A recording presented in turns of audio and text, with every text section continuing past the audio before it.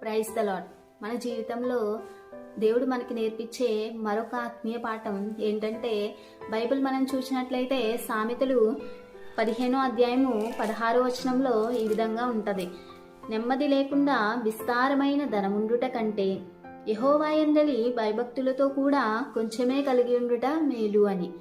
ఈ లోకంలో చాలా మంది విశ్వాసులు వారి జీవితంలో ధనము సంపాదించాలని, ఈ లోకంలో ఆస్తి సంపాదించాలని అతురుత పడతా ఉంటారు. వారు దాని మీదే ముక్కు చూపుతూ ఉంటారు. ఐశ్వర్యము పొందాలని, ధనము సంపాదించాలని వారి మనసు ఎప్పుడు కూడా దాని మీదే ఉంటది. ఈ లోకంలో చాలా మంది ధనవంతులు ఉన్నారు. వాళ్ళకి సమస్తము సమకూర్చబడినప్పటికీ కూడా వారి జీవితంలో ఏం లేదంటే నెమ్మది లేదు. నెమ్మది లేకే చాలా మంది వారికి ధనం ఉన్నప్పటికీ కూడా వారు ఏం చేస్తున్నారు, ఆత్మహత్యలు చేసుకుంటున్నారు. ఇంకా వారి జీవితంలో నెమ్మది లేకుండా అయిపోతుంది. కానీ మనం ఏం చేస్తున్నాము, ధనము సంపాదించుకోవాలని కొన్నిసార్లు దేవునికి కూడా దూరం అయిపోతూ ఉంటారు. ఆదివారం కూడా దేవునికి ఇవ్వాల్సిన సమయాన్ని వారు ఏం చేస్తారు, వ్యాపారానికని, ఉద్యోగాలకని, వారి పనులు, వారి సొంత కార్యాలకే ధనము సంపాదించాలని వారు ప్రాణం ఎప్పుడు కూడా దాని వైపే వారికి మనసు ఉంటుంది. కాబట్టి ఇక్కడ అంటున్నాడు, విస్తారమైన ధనముండుట కంటే యెహోవా యందలి భయభక్తులతో కొంచెమే కలిగి ఉండుట మేలు అని.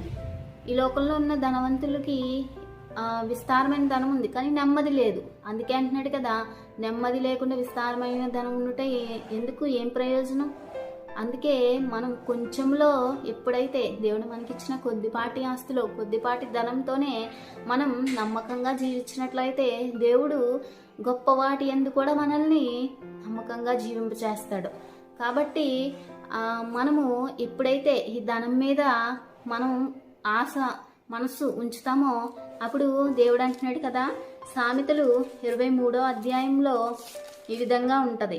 ఐశ్వర్యము పొంద ప్రయాసపడకుము, నీకు అట్టి అభిప్రాయం కలిగినను దాన్ని విడిచిపెట్టుము.